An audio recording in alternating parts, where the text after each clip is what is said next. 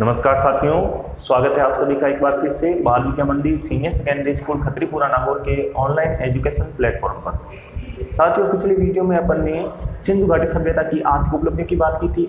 आज अपन इस वीडियो में उसकी सामाजिक जीवन और धार्मिक जीवन के बारे में चर्चा करेंगे। सामाजिक जीवन को समझने के लिए अपने को सिंधु घाटी सभ्यता की स्थापत्य कला की ओर जाना पड़ेगा। स्थापत्य कला में अपन ने पहले भी पढ़ा रखा है कि जो नगर है वो दो भागों में विभाजित था। एक भाग था जो उच्च स्तर पर रहते थे, एक भाग था जो निम्न स्तर पर रहते थे। उच्च स्तर वाले भाग गढ़ी के अंदर रहते थे, यानी गढ़ के अंदर, यानी दुर्गीकृत भाग के अंदर रहते थे, और निचले स्तर पर बने हुए सामान्य घर होते थे। तो उस काल में स्थापत्य को देखकर, यानी अपन ने क्या कह दिया, आवास के आधार पर, सिंधु सभ्यता में आवास के आधार पर हम सामाजिक जीवन को दो भागों में विभाजित कर सकते हैं। एक हो गया जिसके अंदर दुर्गीकृत भाग में रहने वाले लोग हो गए, वो उच्च स्तर के लोग हो गए, और निम्न स्तरीय लोग, सामान्य जनता लोग, वो कहाँ रहती थी ना, सामान्य नगरों के अंदर रहती थी, यानी निचले स्तर भाग में निवास करती थी। अब अगर अपन बात करें उच्च स्तर के अंदर रहने वाले लोगों के बारे में, तो कौन कौन हो गए, पुरोहित, यह जो कर्मचारी वर्ग है, ये पुरोहित और कर्मचारी वर्ग। अब जो बात आती है अपने पुरोहित की, अपने को उस समय एक शासक के बारे में जानकारी नहीं मिलती, यहाँ कोई शासक था कि नहीं था, लेकिन स्थापत्य कला और व्यवस्था को देखकर लगता है कोई एक राजनीतिक संस्था थी जो इसका संचालन करती थी। नालियों का रख रखाव है, सड़कों का रख रखाव है, मनकों का निर्माण, ये सब देखकर अपने को लगता है कि कोई एक संस्था जरूर थी जो इनकी गतिविधियों पर नजर रखती थी। तो जो संस्था थी, अपन ने उस समय धार्मिक क्षेत्र के अंदर माना था पुरोहित सर्वे सर्वा है, तो पुरोहित हो सकता है गढ़ वाले भाग के अंदर रह सकता होगा, या जो कर्मचारी वर्ग है वो गढ़ वाले भाग में या दुर्गीकृत भाग में रहते होंगे। उसके अलावा जो सामान्य जनता है वो सब कहाँ रहते हैं, वो निचले भाग में रहते हैं। तो आइए स्टार्ट करते हैं अपन इनका सामाजिक जीवन। तो यहां से स्टार्ट हो जाएगा अपने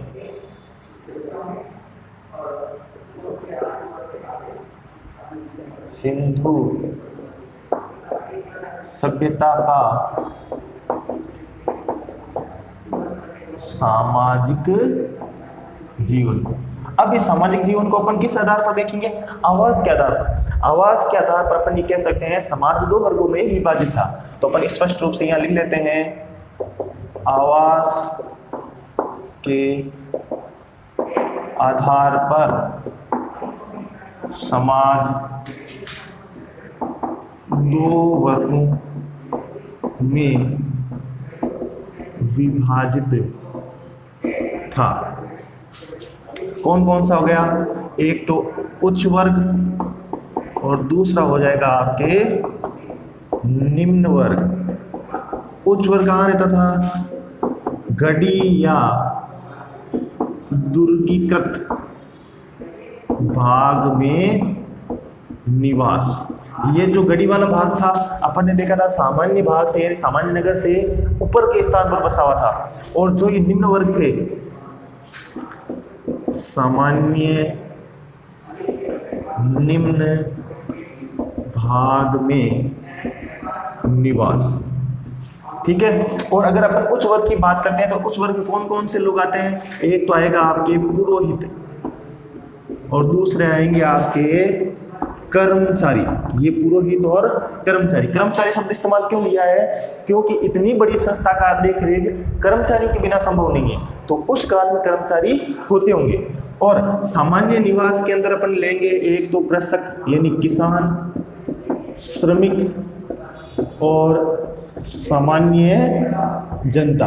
अन्य जो सभी सामान्य जनता थी वो सभी कहाँ, किस वर्ग में आती थी, निम्न वर्ग के अंदर आती थी। और जो उच्च वर्ग में आते थे आपने कौन कौन थे, पुरोहित और कर्मचारी। अब अपन ने देख लिया कि आवास के आधार पर समाज को दो भागों में विभाजित कर लिया है, लेकिन जो समाज है, इस समाज की सबसे छोटी इकाई कौन सी थी, समाज की सबसे छोटी इकाई थी आपके परिवार। समाज की सबसे छोटी इकाई कौन सी थी, परिवार। वर्तमान की स्थिति में भी देख लो, समाज की सबसे छोटी इकाई कौन सी होती है, परिवार। अब जो ये परिवार था, ये किस प्रकार का परिवार था, वर्तमान में देखें तो किस प्रकार का परिवार है, पितृ सत्तात्मक परिवार, यानी पिता की सत्ता होती है, जो कमाने वाला होता है उसकी सत्ता हो रही है। इस काल के अंदर, यानी जो वर्तमान काल चल रहा है, उसमें पिता की सत्ता है, यानी पितृ सत्तात्मक या पुरुष प्रधान समाज है। जबकि यहाँ पर किस प्रकार की थी, मातृ सत्तात्मक थी।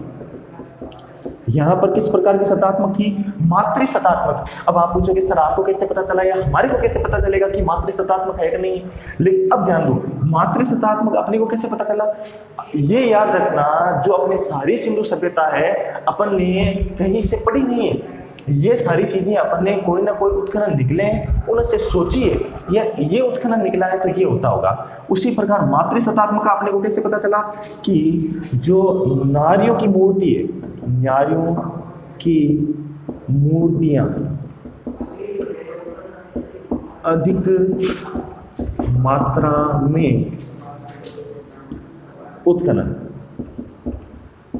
अधिक मात्रा में उत्खनन का मतलब क्या हो गया, हमारे को नारियों या स्त्रियों की मूर्तियां अधिक मिली है, जिसके कारण अपन ने क्या कह दिया, यहाँ पर कौन से सत्तात्मक परिवार चलते थे, मातृसत्तात्मक, यानी वहां पर घर पे किसकी चलती थी, माताओं की यानी महिलाओं की चलती थी, ये पुरुष प्रधान परिवार नहीं थे।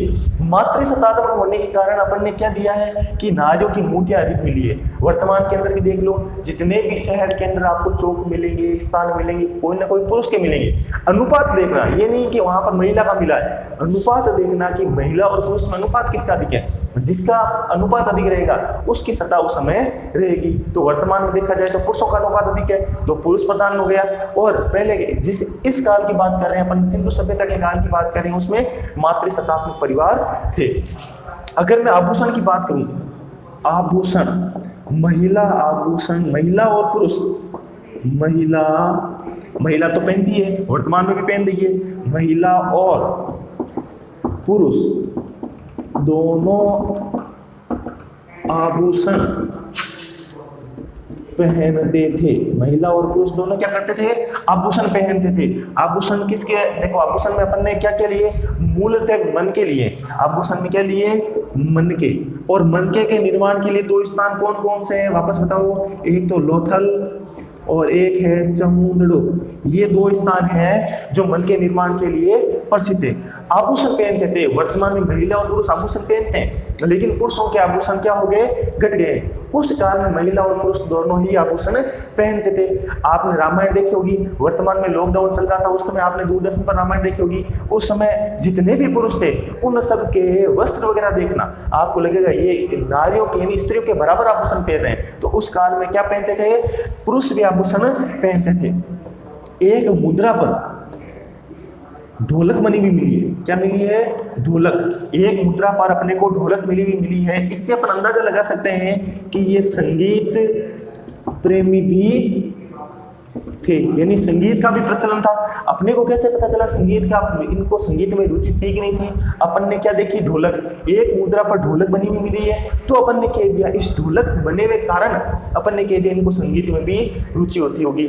और इन्हें और किसका था भाई, अपन ये ढोलक मिली हुई है या संगीत प्रेमी है, ये किसका हो गया, मनोरंजन का। अगर आपसे पूछ लिया जाए इनके मनोरंजन के क्या साधन थे, संगीत था। इसके अलावा आखेट, अब आखेट का कहाँ से पता चल रहा है, आखेट का पता चल रहा है, देखो आपने पीछे देखा होगा धातुओं वाले पाठ जब अपन पढ़ा रहे थे उस समय यहाँ से एक मछली पकड़ने का तांबे का कांटा मिला है, तो ये लोग मछली पकड़ने का कांटा मिला है, कांटा मिला है तो अपन ये कह सकते हैं आखेट करते, मछली पकड़ना भी तो आखेट हो गया। एक भलाग्र, ये लोग भलाग्र मिला है, युद्ध का वर्णन नहीं हुआ है और भाला इनके पास में, युद्ध का वर्णन नहीं हुआ है और तांबे का भाला इनके पास में, तो अपन क्या कह सकते हैं इस भाले का इस्तेमाल हो सकता है पशु मारने के लिए करते होंगे। इसके अलावा एक आरी मिली है, तलवार भी मिली है, हो सकता है इनसे वो क्या करते होंगे, आखेट। आखेट का मतलब क्या होता है, शिकार। ये इनका हो गया मनोरंजन का साधन। तो एक बार मैं इसको वापस रिवाइज कर देता हूँ, उसके बाद अपन धार्मिक जीवन की ओर चलते हैं। सिंधु सभ्यता का सामाजिक जीवन आवास के आधार पर, ये याद रखना भाई अपन किसके आधार पर बांट रहे हैं, आवास के आधार पर समाज को दो वर्गों में विभाजित कर रहे हैं, एक उच्च वर्ग एक निम्न वर्ग। उच्च वर्ग गड़ी वाले भाग में रहता था, सीधी सी बात है, उच्च वर्ग ऊंचे भाग में, निम्न वर्ग नीचे भाग में। उच्च वर्ग गड़ी या दुर्गीकृत भाग में रहता था जिसमें पुरोहित और कर्मचारी वर्ग सम्मिलित है। निम्न वर्ग में सामान्य या निम्न भाग में निवास करने वाले लोग थे, कौन कौन थे, कृषक थे, श्रमिक थे और सामान्य जनता थी। समाज की सबसे छोटी इकाई परिवार है, वर्तमान में भी यही है परिवार। मातृसत्तात्मक परिवार थे। अपने को कैसे पता चला मातृसत्तात्मक है, क्योंकि नारियों की जो मूर्तियां हैं बहुत ज्यादा मिली है। नारियों की मूर्तियां बहुत ज्यादा मिलने के कारण अपन ने कह दिया, ये ध्यान रखना अनुपात के आधार पर। ये किस आधार पर कह रहे हैं? अनुपात आधार पर। अनुपात आधार पर मतलब क्या हो गया कि यहाँ पर पुरुषों के अपेक्षा महिलाओं की मूर्तियां अधिक मिली। ऐसा नहीं है पुरुषों की नहीं मिली, पुरुषों की भी मिली है, लेकिन महिलाओं की मूर्तियां अधिक मिली है। अब महिला और पुरुष दोनों आभूषण पहनते थे, और आभूषण निर्माण के प्रमुख दो केंद्र इनको अपने को याद ही रखना है। कौन कौन से है? लोथल व चहुंद्रो। मुद्रा, एक मुद्रा पर अपने को ढोलक मिला, ये दोनों क्या हो जाएंगे? मनोरंजन के साधन। ढोलक यानी संगीत प्रेमी थे, ये इनका मनोरंजन का साधन था। इसके अलावा यानी जो संगीत के अलावा और कौन सा मनोरंजन का साधन था? आखेट। ये शब्द आपको याद रखना है, शिकार आखेट का अर्थ होता है, ठीक है ना। लेकिन अपने को याद रखना है आखेट, क्योंकि अपने को जब तक स्तर वाला अगर शब्द नहीं लिखेंगे, एक उच्च स्तर का शब्द लिखना रहेगा वहां पे आप जब उत्तर दोगे तो यहाँ पर अपने को क्या लिखना है? आखेट। आखेट भी इनके लिए मनोरंजन का साधन था। मछली पकड़ने का कांटा मिला है, भलाग यानी भाला मिला है, आरी मिली है, तलवार मिली है। इनसे अपन कह सकते हैं कि इनके शिकार का भी प्रचलन था। तो ये एक बार आप स्क्रीनशॉट ले लो, फिर अपन आगे चलते हैं। ले लिया होगा आपने, अब अपन आगे चलते हैं। अब आपके दूसरा पॉइंट और सिंधु सभ्यता का अंतिम पॉइंट देखते हैं, धार्मिक जीवन। सिंधु सभ्यता का धार्मिक जीवन किस प्रकार था? धार्मिक जीवन की शुरुआत अपन यहीं से करेंगे। देखो, मूर्तियों से। नारियों की मूर्तियां मिली है तो दो चीजें हो सकती है। एक तो यहाँ पर मूर्ति मिलने के कारण अपन ये कह सकते हैं कि मूर्ति पूजा होती थी। दूसरा अपन ये कह सकते हैं नारियों की अधिक मूर्तियां मिली है तो जो देवी देवता है उनमें नारियों की प्रधानता होगी, तो अपन देवी के उपासक थे। ये ज्यादातर किसके उपासक थे? देवी के उपासक थे। कैसे पता चला? क्योंकि नारियों की मूर्तियां मिली है, तो भगवान में भी तो नारियों की मूर्तियां हैं, देवी देवताओं में भी देवियों की मूर्तियां अधिक मिली है, तो अपन ने ये कह दिया ये देवी के उपासक थे। मूर्ति मिली है तो मूर्ति पूजा थी। चलो लिखते हैं अपन धार्मिक जीवन। सबसे पहले मूर्तियों की अधिकता के कारण मूर्ति पूजा का प्रचलन था। इसका कारण समझ गए ना क्यों था? अपन ने क्यों कहा मूर्ति पूजा का प्रचलन था? क्योंकि मूर्तियों की प्रधानता, मूर्तियों की अधिकता है, इस कारण मूर्ति पूजा का प्रचलन था। देवी या देवी शक्ति के उपासक थे। देवी शक्ति के उपासक क्यों थे? क्योंकि नारियों की यानी महिलाओं की मूर्तियां अधिक मिली है। महिलाओं की मूर्तियां या देवियों की मूर्तियां अधिक मिलने के कारण अपन ने क्या कह दिया? देवी शक्ति के उपासक थे। इसके अलावा प्रकृति के उपासक थे। किसके उपासक थे? प्रकृति के उपासक थे। ये बात अपन समझते हैं। प्रकृति के उपासक कैसे थे? एक तो प्रकृति के उपासक, एक मुद्रा मिली है। एक मुद्रा के अंदर क्या है? दोनों और वृक्ष और मध्य में वृक्ष से निकलते देवता। एक अपने को क्या मिली है? मुद्रा मिली है। इस मुद्रा में दोनों ओर तो वृक्ष है, यानी क्या हो गया? ये मुद्रा है, इसके दोनों ओर वृक्ष है। ये यहाँ पर एक वृक्ष है और यहाँ पर एक वृक्ष है, और बीच में यहाँ पर एक देवता की तस्वीर बना रखी है। तो यहाँ पर अपन ने कह दिया बीच में ये देवता की तस्वीर है, दोनों ओर वृक्ष है। वृक्षों के कारण देवताओं के समतुल्य, ये वृक्ष देवताओं के समतुल्य माने, तो अपन ने ये कह दिया ये किसके? प्रकृति के भी उपासक थे। प्रकृति के उपासक थे, यानी अपन ने ये यहाँ पर देख लिया कि देवताओं के साथ साथ ये प्रकृति की भी पूजा करते थे। इसके अलावा नाग यानी सर्प व अग्नि की भी पूजा करते थे। अग्नि की भी पूजा करते थे और नाग की भी पूजा करते थे। नाग का तो अपने को समझ में आ गया कि एक मुद्रा पर नाग बना हुआ मिला है, यानी सर्प बना हुआ मिला है, तो अपन ने कह दिया ये सर्प की पूजा करते थे। अग्नि की पूजा करते थे। देखो 4 स्थानों पर कौन कौन से? एक तो कालीबंगा, बनावली, लोथल और राखीगढ़ी। इनसे क्या मिली है? इन स्थानों से अग्नि वेदिकाएं मिली है। इन स्थानों से क्या मिली है? अग्नि वेदिकाएं। इन स्थानों से अग्नि वेदिकाएं यानी यज्ञ के प्रमाण मिले। तो यानी यज्ञ की भी, अग्नि की भी पूजा करते थे। जहां जहां यज्ञ के प्रमाण मिले हैं, अग्नि वेदिकाएं मिली है, तो अपन ये कह सकते हैं आहुति के लिए इनका इस्तेमाल किया जाता होगा। यानी यहाँ पर अग्नि वेदिकाएं मिलने के कारण अपन कह सकते हैं ये अग्नि की भी पूजा करते थे। आपको प्रश्न ये पूछ सकता है कि अग्नि वेदिकाएं और यह यज्ञ के प्रमाण कहाँ कहाँ से मिले हैं? कालीबंगा, बनावली, लोथल और राखीगढ़ी, इन 4 स्थानों से अपने को अग्निकुंड भी नाम दे सकता है। यहाँ पर क्या नाम दे सकता है?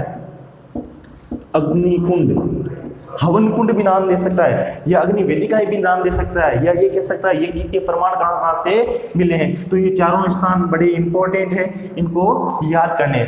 नाग व सर की पूजा करते थे, अपने को कैसे पता चला कि भाई एक मुद्रा पर लिखा हुआ है क्या, यानी एक मुद्रा पर नाग और सर का चित्र आया हुआ है, तो अपन ने कह दिया कि भाई ये सर्प या नाग की भी पूजा करते थे।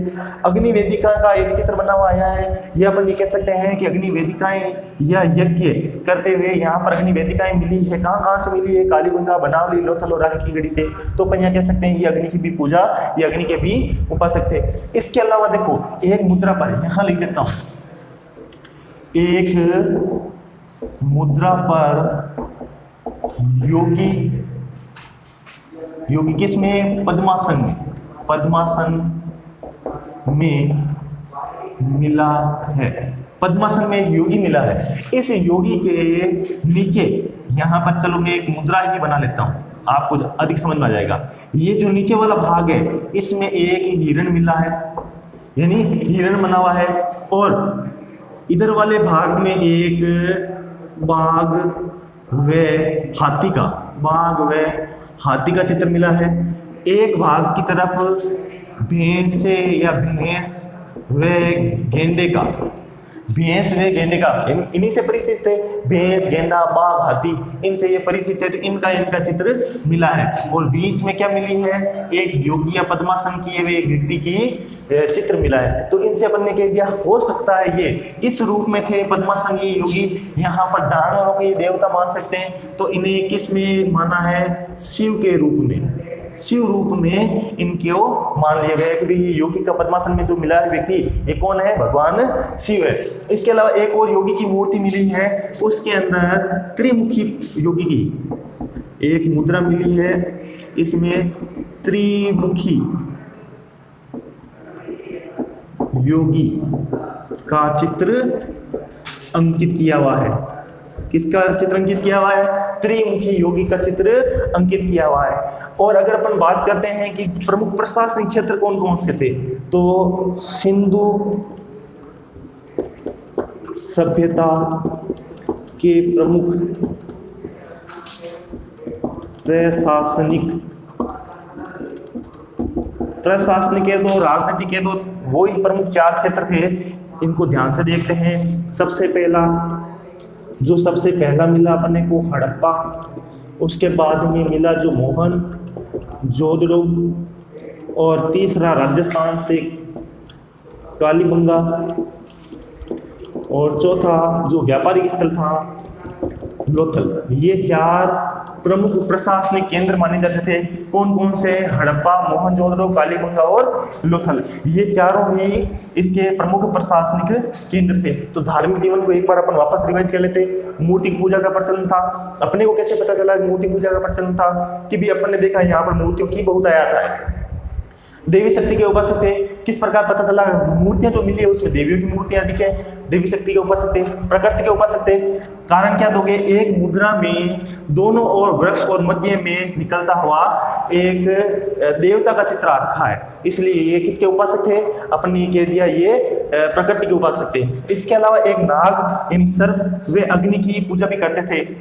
एक मुद्रा मिली है जिसमें नाग और सर्प दिखाया गया है, और अग्निकुंड मिले हैं या अग्नि वेदिकाएं मिली है या यज्ञ के प्रमाण मिले हैं, वो मिले हैं कालीबंगा, बनावली, लोथल और राखीगढ़ी से। तो अपन ये कह सकते हैं ये अग्नि की भी पूजा करते थे। इसके अलावा एक पद्मासन में योगी की मूर्ति मुद्रा भी मिली है, जिसमें बीच में आपके योगी बैठे हैं पद्मासन में। एक तरफ बाघ और हाथी है, नीचे हिरण है, और एक तरफ भैंसे और गेंडे के चित्र भी अंकित है।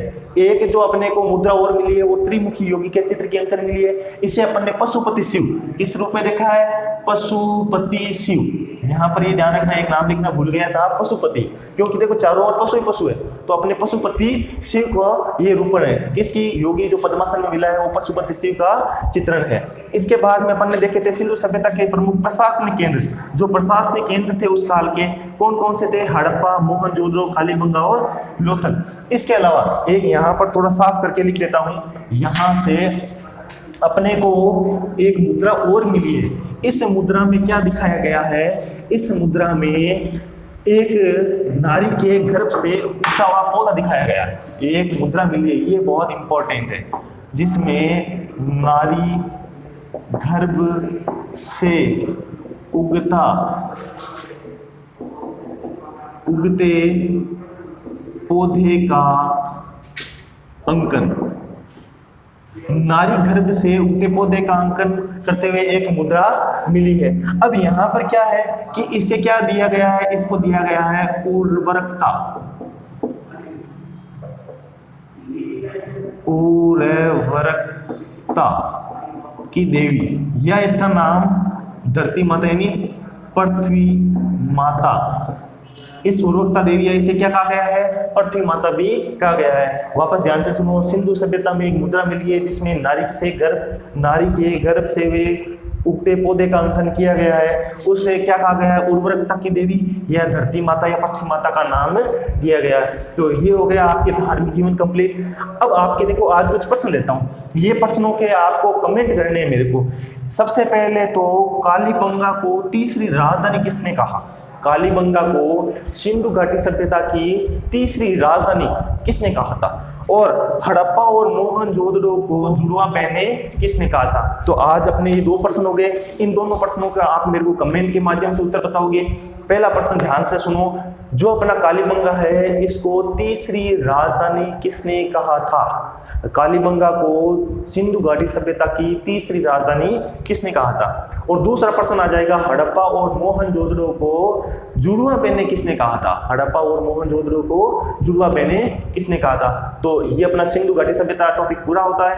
अगले वीडियो से अपन वैदिक सभ्यता से स्टार्ट करेंगे, बहुत ही आसानी से पढ़ेंगे, आप आराम से आपको पढ़ते जाना है। तो मिलते हैं अगले वीडियो में, तब तक के लिए आप सभी को धन्यवाद।